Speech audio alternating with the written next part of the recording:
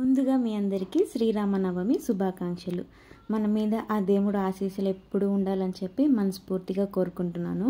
అయితే ఇవాళ శ్రీరామనవమి కదా, నేను మార్నింగ్ లేచిన దగ్గర నుంచి పూజ చేసేంత వరకు ఏం చేశానో ఈ వీడియోలో అయితే చూపిస్తాను. నేను ముందు 5:40కి అయితే నిద్ర లేచి బయటంతా చిమ్మేసి వాటర్తో కడిగేసుకున్నాను అనమాట నీట్గా. తర్వాత ముగ్గు పెట్టాను. ఇవి మామిడాకులు అని చెప్పి వేశాను. అవి అలాగ మామిడాకుల్లాగా ఉన్నాయా లేదా చెప్పండి మీరే. ఇక ముగ్గు కూడా పెట్టేశాను. నాకు పెద్ద పెద్ద ముగ్గులు రావు, బట్ వచ్చిన దాన్ని కొంచెం నీట్గానే వేసుకుంటా సింపుల్గా. ఎలా ఉంది, నచ్చితే మాత్రం ముగ్గు ఒక లైక్ అయితే వేయండి, నచ్చిందా లేదని. అవి మామిడాకుల్లాగా ఉన్నాయా లేదా కూడా చెప్పాలి మీరే. అయితే నాకు వీడియోలో చూస్తుంటేనే నాకు భలే నచ్చిందనమాట. అంటే నీట్గా వాటర్తో క్లీన్ చేసేసి ముగ్గు వేసి కలర్స్ యాడ్ చేశాను కదా, చూడడానికి చాలా బాగా అనిపించింది.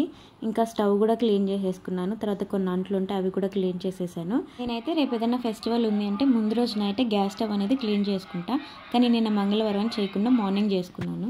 ఇంకా ఫ్రెష్ అయిపోయి గడపకి ఫస్ట్ పసుపు పూసేసి బొట్లు అయితే పెట్టేసి ముగ్గు అయితే వేసేసాను. మాపు కూడా వేసాను, కానీ వీడియో తీయలేదులేండి. అయితే ఇంకోటి ఏంటంటే, ఇక్కడంట గడప మొత్తం ఇట్లా బొట్లు పెట్టుకొని ముగ్గులు వేసుకోకూడదంట. అంటే అలా వేసి దాటకూడదంట గడపని.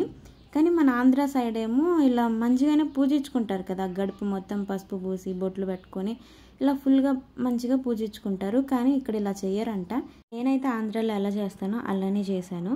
గడపకు మొత్తం పసుపు పూసి అట్లే బొట్లు పెట్టుకుంటారో అలాగే చేసుకుంటాను అనమాట.